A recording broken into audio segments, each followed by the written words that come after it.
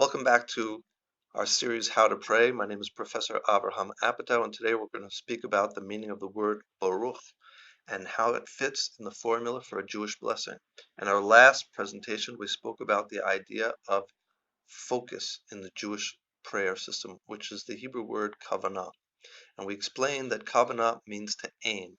And in order to aim, you have to have a clear picture of your target, like an archer with his bow. Well, this is very challenging when we come to the concept of bracha, because our rabbis present many different interpretations and interesting drashot on the very meaning of the word bracha. The problem practically is that if we have many different and also sometimes conflicting views of what a word means, it's very hard to have a clear target. So what I would like to suggest is a very simple answer to this issue and present a translation of the word Baruch that is very accurate and effective for our prayer. The way to consider the word Baruch Ata Hashem, or the phrase, is to translate it as praised are you, Hashem. This is the most fundamental meaning of the use of this word Baruch, both in our Siddur and in the Tanakh. If you look carefully at the way the word is used in a large majority of the cases in our Siddur, you will see it means a form of praise.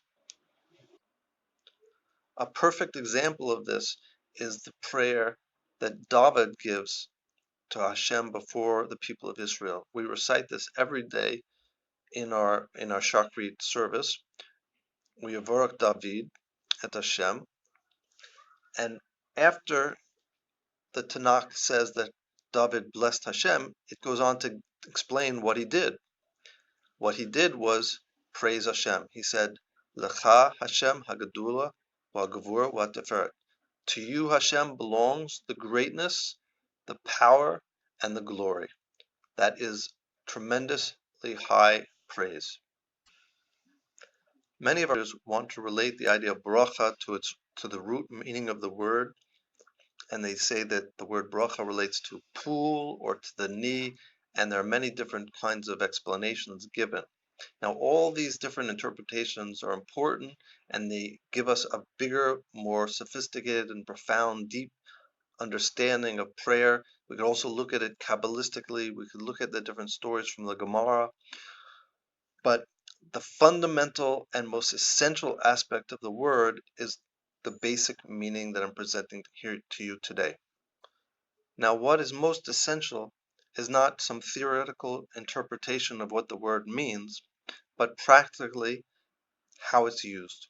And what I would like you to consider is that if you say these words in your mind as you're saying the Hebrew, in other words, you're thinking the notion, praised are you Hashem, and relating that to the Hebrew words, while you're saying the blessing, you will realize that it puts you in a very elevated state of consciousness. Because in order to praise, you have to consider the greatness of Hashem, the awesome power of our Creator. And when you're doing that, you're also recognizing that He is the one who is great and powerful and mighty. He's the master of all, and I'm His servant, and I am doing my role in the world and praising Him. And that aligns us in the proper relationship with the Creator of the world. And that's basically the most important aspect of prayer. In essence, this is the state of yira, the state of awe. And this is a wonderful place to be, a wonderful state of mind to be. So why are we saying 100 blessings every day? Why are we spending an hour to 2 hours every day in our system of prayer?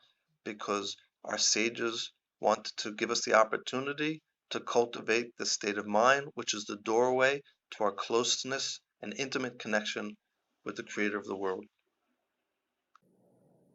Let's conclude by discovering an amazing aspect of this translation praise. In this one idea of praise, we're able to embrace all the depth of the meaning of bracha that the rabbis have given us. When we are in a state of praise, we are acknowledging Hashem as the source of all, the pool, the bracha, the ocean of all shefa. We are bending our knees to Him in prayer and acknowledging Him as that absolute master and source of all. We are expressing our inherent thanks and gratitude to all that He's given to us. What's so beautiful about this idea of praise is that it naturally brings us into the state of mind in all its depth and with tremendous simplicity. Please give it a try, and we'd love to hear your feedback and how it has improved your prayer.